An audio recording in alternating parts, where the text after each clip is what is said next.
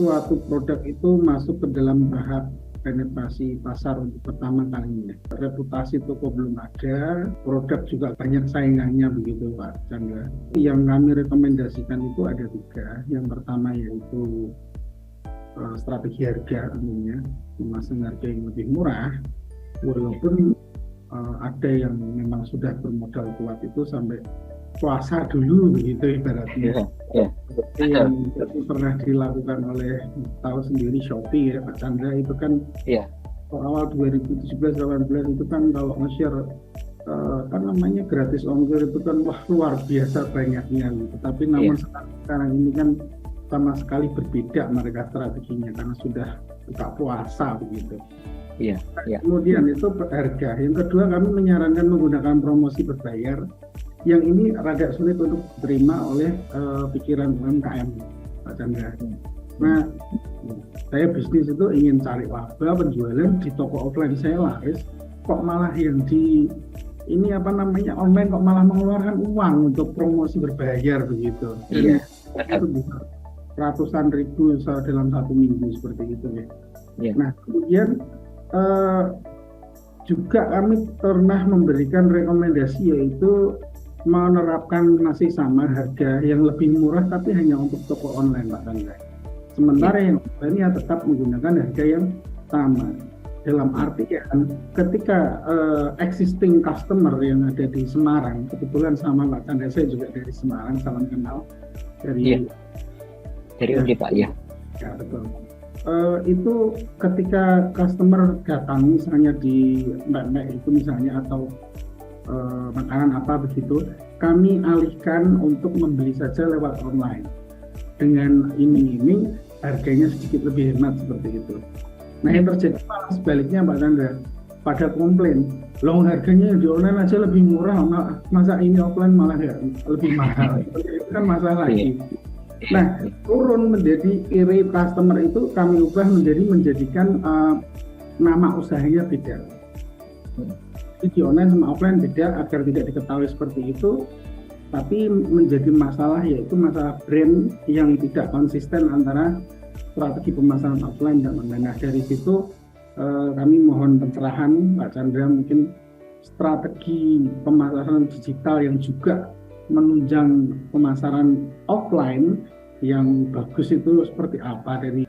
Jadi beberapa hal yang tadi Bapak sampaikan itu saya sepakat 100%.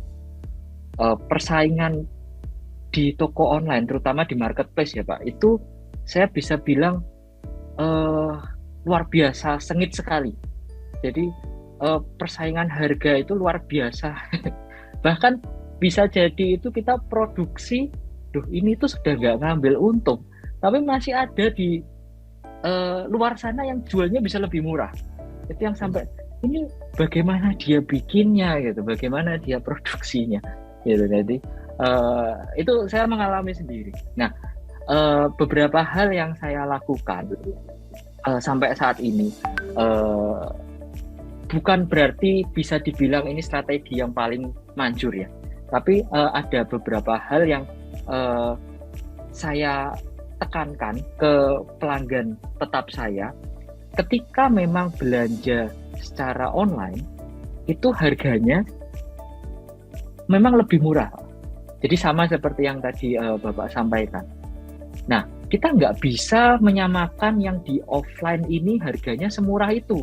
Kenapa? Karena kita ada biaya-biaya yang dikeluarkan. Sewa tempat, ada adminnya, dan lain sebagainya. Nah, cuman kalau memang customer tersebut sudah cocok dengan produknya, berarti kan demand-nya ada. Berarti terkait dengan beda harga tadi, kita sebagai pendamping atau operator dari online shop-nya itu tidak perlu mempraktikkan beda nama usaha atau brand gitu ya Pak ya. Sama saja, hanya saja yang kalau di offline itu kita beritahukan bahwa ada beban lebih begitu atau gimana. Soalnya untuk customer yang sudah loyal itu tentu tidak ada masalah. Tapi untuk pembeli yang baru itu ini meninggalkan kesan kecewa seperti itu, rasanya seperti itu Pak. Ya, kalau mengenai brand, kalau saran saya pribadi, lebih baik sama Pak, karena satu, kalau kita sudah daftarkan di Haki, Ya. maka brandnya kan harus konsisten Pak. Ya. Izin menyampaikan pendapat Pak Rizky Dewi, mohon izin terkait dengan tadi yang gagasan dari Ibu Dewi Raffi terkait domain atau website pribadi seperti itu yang nampak profesional merepresentasikan bisnis usaha UMKM yang kita pilih. Itu malah ngetren itu pada tahun-tahun 2012, 2013 sampai 2014 itu. Sementara 2014 ke sini, semakin ke sini, bahkan mereka yang sudah memiliki e-commerce yang kuat pun itu terpaksa atau mau tidak mau harus turut berkecimpung atau terjun ke marketplace.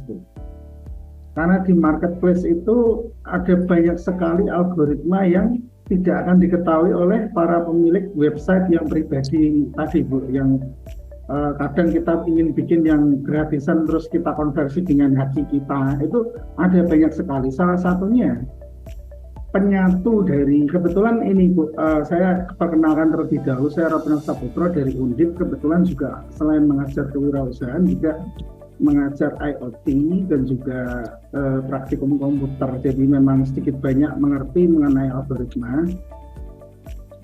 Salah satunya dari algoritma itu adalah disatukan melalui SEO tadi yang disebut oleh Pak Chandra, Search Engine Optimization itu. Betul. Jadi, ya. Satu produk atau dua toko atau dua produk itu disatukan melalui rekomendasi dengan alat tag yang sama, entah keyword yang sama, itu bisa saling merekomendasikan untuk kemudian customer atau calon pembeli yang potensial itu dipersilahkan untuk memilih mana yang lebih sesuai dengan kebutuhan mereka.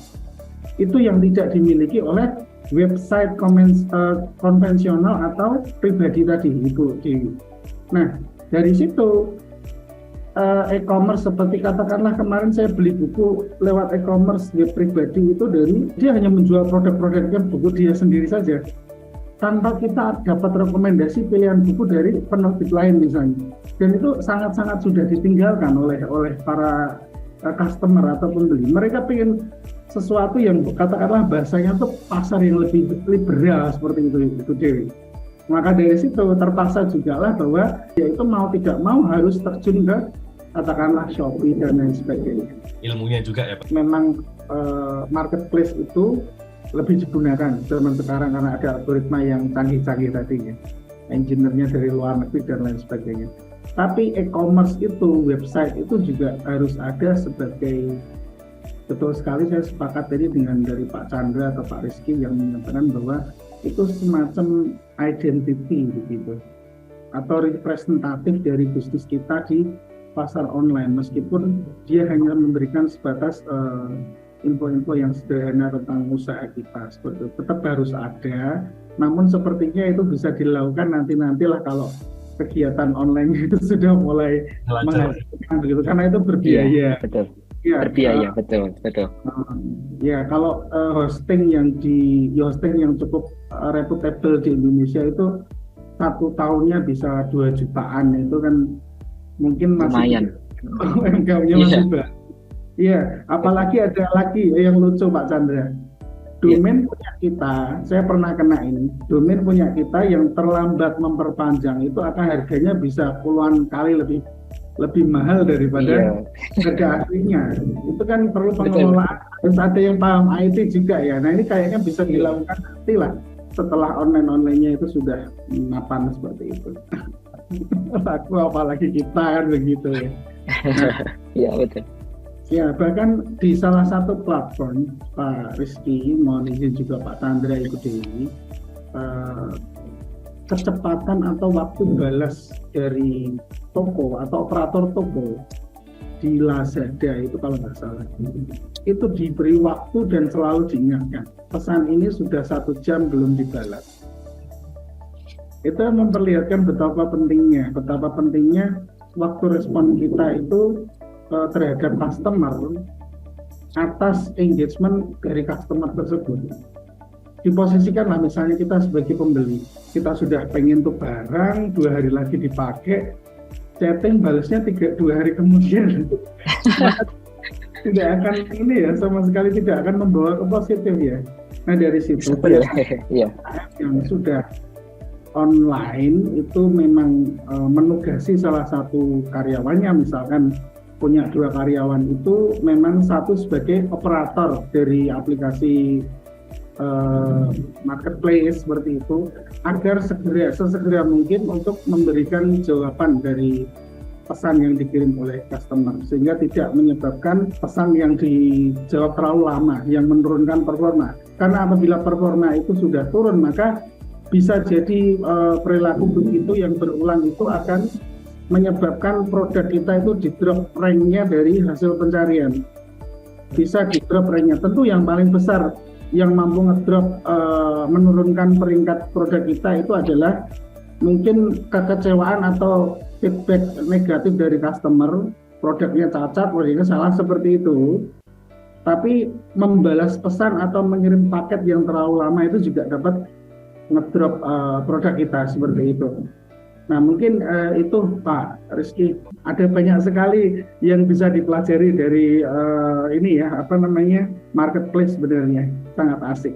Terima kasih Pak Aminov sudah sharing ilmunya juga ya Pak.